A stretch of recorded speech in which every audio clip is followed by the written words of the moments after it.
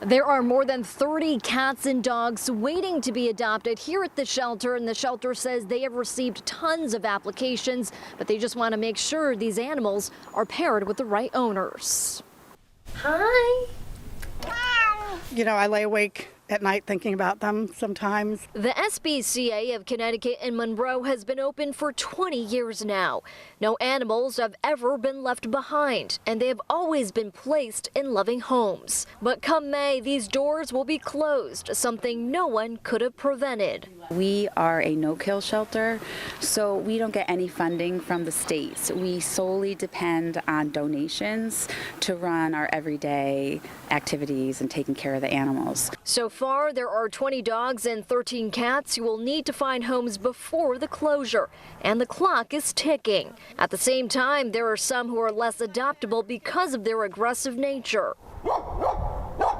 And volunteers will do their best in rehoming them to another shelter or sanctuary, making sure euthanasia is the very last resort. This is Brenda. It's heartbreaking. In the midst of this heartbreak, a light. The news of the closure spreading like wildfire. A day and a half, we've had 100, almost 200 applications for our animals, and we fielded 300 phone calls. Half of the dogs at the shelter have been here for years.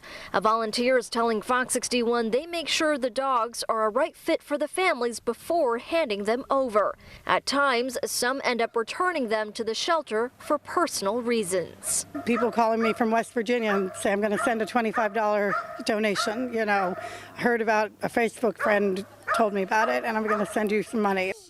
If you're interested in scheduling a meet and greet with a cat or a dog, your best bet is to email them or to call them here at the SPCA. We'll have all of their contact information on fox61.com. Reporting in Monroe, Carmen Chow, Fox 61, Connecticut's news station.